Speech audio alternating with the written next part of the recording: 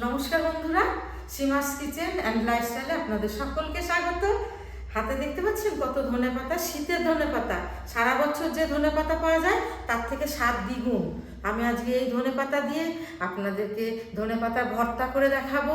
আপনারা ভিডিওটি প্রথম থেকে শেষ পর্যন্ত দেখতে থাকুন আমি কিভাবে এই ধনেপাতার ভর্তাটা বানাই। দেখুন বন্ধুরা, ধনেপাতা ভর্তা বানানোর জন্য আমি ধনেপাতাগুলোকে কেটে বেছে ধুয়ে এভাবে রেখেছি সুন্দর করে। আর এদিকে 1 কাপ সর্ষের তেল গরম করতে দিয়েছি। অবশ্যই ধনেপাতা ভর্তাটা করার জন্য আপনারা সর্ষের তেল ব্যবহার করবেন, তাহলে খেতে অসাধারণ হবে।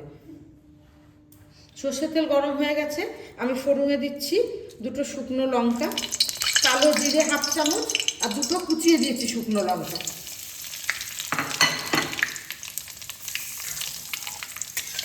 ফোড়নটা হালকা করে, ফোড়ন থেকে একটা খুব মিষ্টি গন্ধ আসছে। এবার দিয়ে দিচ্ছি একটা কুচনো পেঁয়াজ। পেঁয়াজটা একটু লালচে করে ভেজে নেব। পেঁয়াজটা হালকা করে ভাজা হয়ে গেছে, এবার দিয়ে দেবো আমি এখানে কুচনো রসুন, আর দিয়ে দেবো কিছু গোটা কড়া রসুন, আর কিছু আদা গুঁড়ো করে রেখেছি সেইটা, আর কিছুটা কাঁচা লঙ্কা। সবগুলো একসঙ্গে ভেজে নেব।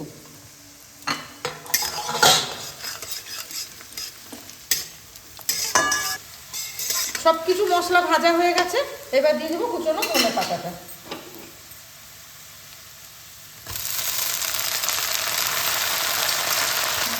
পরিমাণ মতো নুন, হলুদ 1/2 চামচ, আর একটু জল দিয়ে এটাকে সিদ্ধ করে নেব।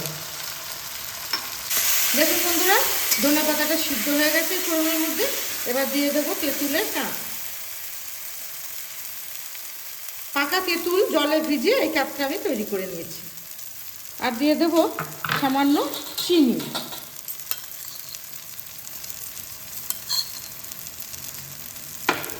আর 2টো কাঁচা লঙ্কা।